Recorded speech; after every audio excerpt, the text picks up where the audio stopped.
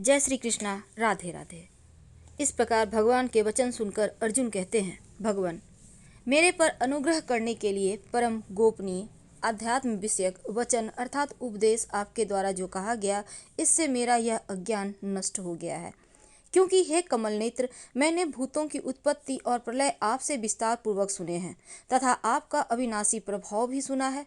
हे परमेश्वर, आप अपने को जैसा कहते हो वो ठीक है, ऐसा ही है, परंतु हे पुरुषोत्तम, आपके ज्ञान, ऐश्वर्य, शक्ति, बल, वीर और तेज युक्त रूप को प्रत्यक्ष देखना चाहता हूँ। इसलिए हे प्रभु, मेरे द्वारा यह आपका रूप देखा जाना शक्य है। ऐसा यदि मानते हैं तो हे योगेश्वर, आप अपने अविनाशी स्वरूप का मुझे दर्शन करवाइए। इस प्रकार अर्जुन के प्रार्थना करने पर भगवान श्री कृष्ण कहते हैं, हे पार्थ, मेरे सैकड़ों और हजारों नाना प्रकार के और नाना वर्ण तथा आकृति वाले अलौकिक रूपों को देख। हे भरतवंशी अर्जुन, मेरे में आदित्यों को अर्थात अदिति द्वारा 12 पुत्रों को, 8 वसुओं को, 11 रुद्रों को तथा दोनों अश्विनी कुमारों को और 49 मरुदगणों को देख तथा और भी बहुत से पहले ना देखे हुए आश्चर्यमय रूपों को देख। हे गुडाकेश, अब इस मेरे शरीर में एक जगह स्थित हुए चराचर सहित संपूर्ण जगत को देख और जो भी कुछ देखना चाहता है सो देख, परंतु मेरे को इन अपने प्राकृत नेत्रों द्वारा देखने को निसंदेह समर्थ नहीं है। इसी से मैं तेरे लिए दिव्य अर्थात अलौकिक चक्षु देता हूँ, इससे तू मेरे प्रभाव को, योग शक्ति को देख। संजय कहते हैं, राजन, महायोगेश्वर और सब पापों के नाश करने वाले भगवान ने इस प्रकार कहकर इसके उपरांत अर्जुन के लिए परम ऐश्वर्य युक्त दिव्य स्वरूप दिखाया।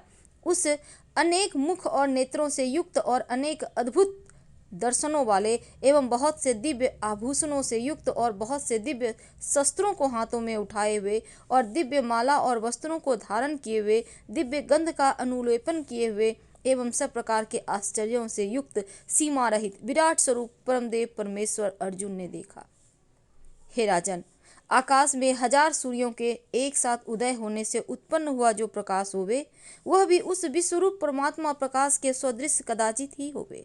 ऐसे आश्चर्यमय रूप को देखते हुए पांडुपुत्र अर्जुन ने उस काल में अनेक प्रकार से विभक्त हुए अर्थात पृथक पृथक हुए संपूर्ण जगत को उस देवों के देव भगवान श्री कृष्ण के शरीर में एक जगह स्थित देखा।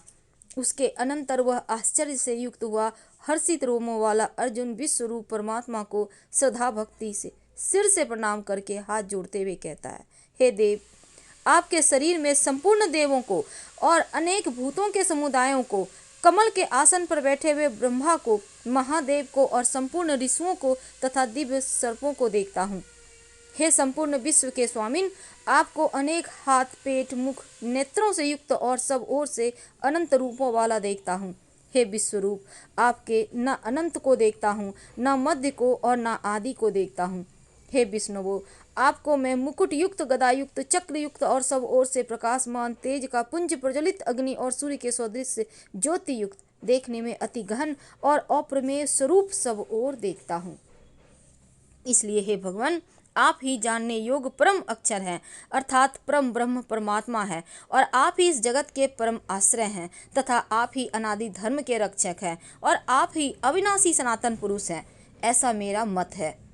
हे परमेश्वर, मैं आपको आदि, अनंत, मध्य से रहित और अनंत सामर्थ्य से युक्त और अनंत हाथों वाला तथा चंद्र सूर्य रूप नेत्रों वाला, प्रज्वलित अग्नि रूप मुख वाला और अपने तेज से इस जगत को तापायमान करता हुआ देखता हूँ। हे महात्मन, स्वर्ग और पृथ्वी के बीच का संपूर्ण आकाश और सब दिशाएं आप एक से ही परिपूर्ण है और आपके इस अलौकिक और भयंकर रूप को देखकर तीनों लोक अति व्यथा को प्राप्त हो रहा है। हे गोविंद, वे सब देवताओं के समूह आप में प्रवेश करते हैं और कई एक भयभीत होकर हाथ जोड़े हुए आपके नाम और गुणों का उच्चारण करते हैं तथा महर्षि और सिद्धों के समुदाय कल्याण होवे ऐसा कहते हैं। उत्तम उत्तम स्तोत्रों द्वारा आपकी स्तुति करते हैं। हे परमेश्वर, जो एकादश रुद्र और द्वादश आदित्य तथा 8 वसु और साधिगण, विश्वदेव तथा अश्विनी कुमार और मरुदगण और पितरों का समुदाय तथा गंधर्व यक्ष राक्षस सिद्धगण के समुदाय हैं, वे ही विस्मित हुए आपको देखते हैं। हे महाबाहो, आपके बहुत मुख और नेत्रों वाले तथा बहुत हाथ जंघा पैरों वाले और बहुत उदर वाले तथा बहुत सी विकराल दाढ़ों वाले महान रूप को देखकर सब लोग व्याकुल हो रहे हैं तथा मैं भी व्याकुल हो रहा हूँ, क्योंकि हे विष्णुवो, आकाश के साथ स्पर्श किए हुए देदीप्यमान अनेक रूपों से युक्त और फैलाए हुए मुख और प्रकाशमान विशाल नेत्रों से युक्त आपको देखकर भयभीत अंतःकरण वाला मैं धीरज और शांति को नहीं प्राप्त होता हूँ। हे भगवान, आपके विकराल दाढ़ों वाले और प्रलय काल की अग्नि के समान प्रज्वलित मुखों को देखकर दिशाओं को नहीं जानता हूँ और सुख को भी नहीं प्राप्त होता हूँ। इसलिए हे देवेश, हे जगन निवास, आप प्रसन्न होवें। मैं देखता हूँ कि वे सब ही धृतराष्ट्र के पुत्र राजाओं के समुदाय सहित आप में प्रवेश करते हैं। आप भीष्म, पितामह, द्रोणाचार्य और कर्ण हमारे पक्ष के सभी प्रधान योद्धाओं के सहित सबके सब वेग युक्त होते हुए आपके विकराल दाढ़ों वाले भयानक मुखों में प्रवेश करते हैं और कई एक चूर्ण हुए सिरों सहित आपके दांतों के बीच में लगे हुए दिखते हैं। हे विश्वमूर्ते, जैसे नदियों के बहुत से जल के प्रवाह समुद्र ही सम्मुख दौड़ते हैं अर्थात समुद्र में प्रवेश करते हैं, वैसे ही वे सूरवीर मनुष्यों के समुदाय भी आप प्रज्वलित हुए मुखों में प्रवेश करते हैं तथा जैसे पतंग मोह के बस होकर नष्ट होने के लिए प्रज्वलित अग्नि में अति वेग से युक्त हुए प्रवेश करते हैं, वैसे ही सब लोग आपके अपने नाश के लिए आपके मुख में प्रवेश कर रहे हैं अति वेग से, और आप उन संपूर्ण लोगों को प्रज्वलित मुखों द्वारा ग्रसन करते हुए सब ओर से चाट रहे हैं। हे विष्णुवो, आपका उग्र प्रकाश संपूर्ण जगत को तेज के द्वारा परिपूर्ण करके तापायमान करता है। हे भगवान, कृपा करके मेरे प्रति कहिए कि आप उग्र स्वरूप वाले कौन हैं। हे देवों में श्रेष्ठ, आपको नमस्कार होवे। आप प्रसन्न होइए। आदि स्वरूप आपको मैं तत्व से जानना चाहता हूँ, क्योंकि आपकी प्रवृत्ति को मैं नहीं जानता। इस प्रकार अर्जुन के पूछने पर भगवान श्री कृष्ण कहते हैं, अर्जुन, मैं लोकों का नाश करने वाला बढ़ा हुआ महाकाल हूँ। इस समय इस लोकों को नष्ट करने के लिए प्रवृत्त हुआ हूँ। इसलिए जो प्रतिपक्षियों की सेना में स्थित हुए योद्धा लोग हैं, वे सब तेरे बिना भी नहीं रहेंगे, अर्थात तेरे युद्ध ना करने से भी इन सब का नाश हो जाएगा। इसलिए तू खड़ा हो और यश को प्राप्त कर और शत्रुओं को जीत कर धन धान्य से संपन्न राज्य को भोग। और यह सब सूरवीर पहले से ही मेरे द्वारा मारे हुए हैं। इसलिए हे सव्यसाची, तू तो केवल निमित्त मात्र ही हो जा तथा इन द्रोणाचार्य, भीष्म पितामह और जयद्रथ, कर्ण तथा सभी बहुत से मेरे द्वारा मारे हुए सूरवीर योद्धाओं को तू मार। भय मत कर, निसंदेह तू युद्ध में बैरियों को जीतेगा, इसलिए युद्ध कर। इसके उपरांत संजय बोला, हे राजन, केशव भगवान के इस वचन को सुनकर मुकुटधारी अर्जुन हाथ जोड़े हुए कांपता हुआ नमस्कार करके फिर से भयभीत हुआ प्रणाम करके भगवान श्री कृष्ण के प्रति अति गदगद वाणी से कहता है कि हे अंतर्यामीन, यह योग ही है जो आपके नाम और प्रभाव के कीर्ति से जगत अति हर्षित होता है और अनुराग को भी प्राप्त होता है तथा भयभीत हुए राक्षस लोग दिशाओं में भागते हैं। सब सिद्धि गणों के समुदाय नमस्कार करते हैं। हे महात्मन, ब्रह्मा भी आदि कर्ता और सबसे बड़े आपके लिए वे कैसे नमस्कार नहीं करे, क्योंकि हे अनंत, हे देवेश, हे जगन निवास, जो सत्य असत्य और उनसे परे अक्षर अर्थात सच्चिदानंद घन ब्रह्म हैं, वो आप ही हैं। हे प्रभु, आप आदि देव और सनातन पुरुष हैं। आप इस जगत के परम आश्रय और जानने योग्य और परम धाम है। हे अनंत स्वरूप, आपसे यह सब जगत व्याप्त परिपूर्ण है।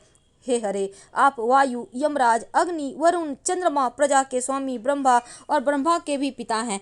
आपके लिए हजारों बार नमस्कार होवे। आपके लिए फिर भी बारंबार नमस्कार होवे। हे अनंत समर्थ वाले, आपके लिए आगे से और पीछे से नमस्कार होवे।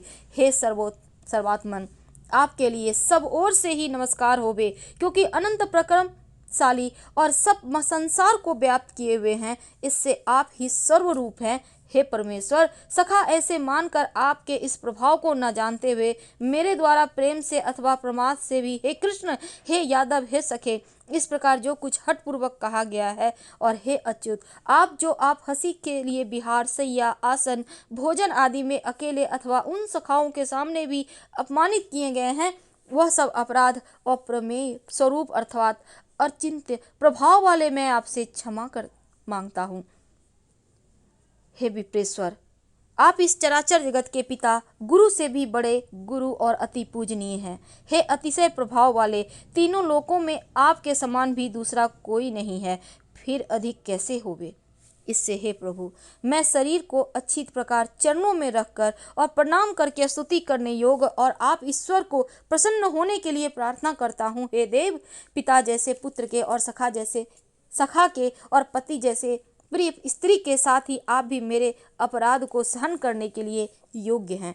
हे विश्वमूर्ते, मैं पहले से न देखे हुए आश्चर्य में और आपके इस रूप को देखकर हर्षित हो रहा हूँ।